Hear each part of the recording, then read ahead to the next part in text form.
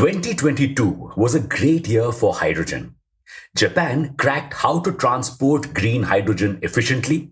Toyota unveiled its hydrogen powered car, and Germany launched the world's first fully hydrogen powered trains.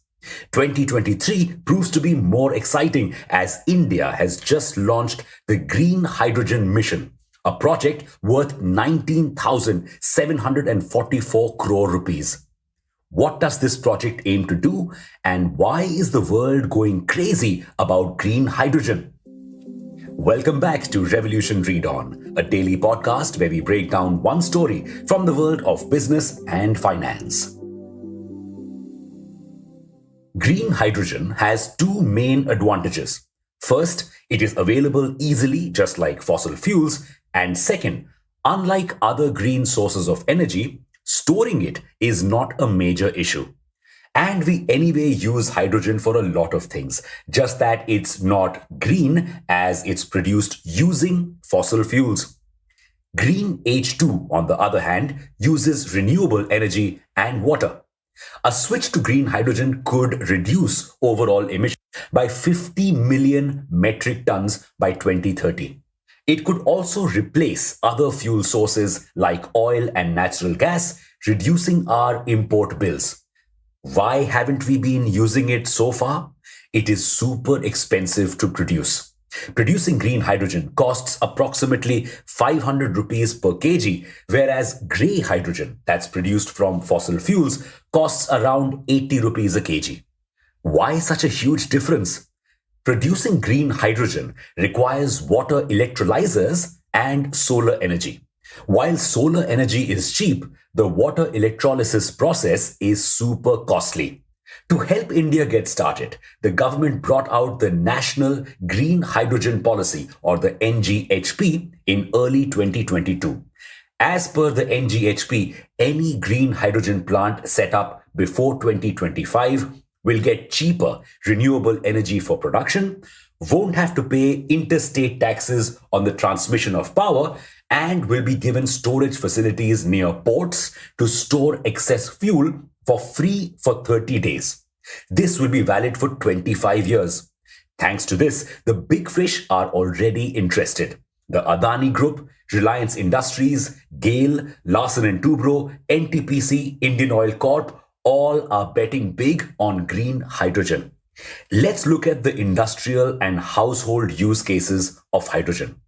First, industrial. We currently use 6.7 million tons of hydrogen annually. Most of it is used in fueling the manufacture of fertilizers and refining oil. Side note, this use case may soon die out as more people are going for organic fertilizers and we are looking to cut down oil exports. Another important use case is manufacturing of cement and steel. Could in fact be the biggest sustainable growth opportunity for green hydrogen as it can cut down carbon emissions drastically. But this has never been done before, so super uncertain and risky. Second, household.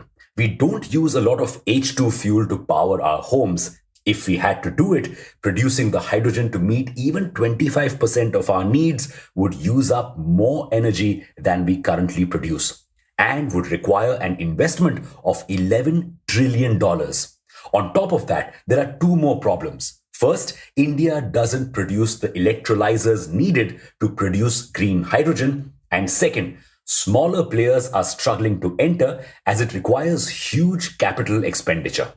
That's where the Green Hydrogen Mission enters the picture. What changes will the Green Hydrogen Mission bring?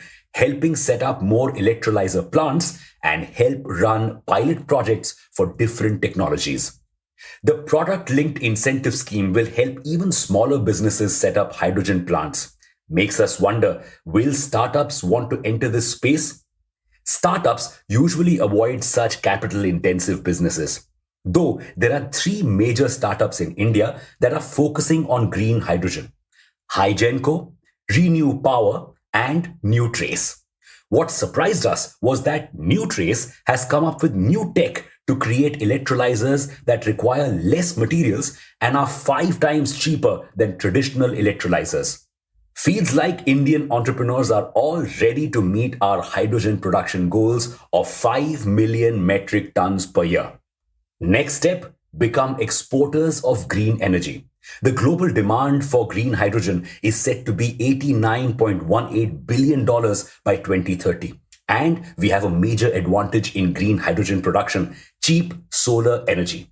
India produces the cheapest solar energy in the world, 1.9 rupee per kilowatt hour. Plus, Mukesh Ambani has promised to bring down green hydrogen costs to $1 a kg. That's 1.6 rupee per kilowatt hour. We could actually be the Saudi Arabia for green hydrogen very soon, and we already have our first contract from Singapore. However, there's one problem: competition. Other nations like China, Japan, and the US are much ahead of us in this mission. They've been investing in green hydrogen for longer and have also begun producing it on a mass scale. Will we be able to beat them with our new initiatives? Only time will tell.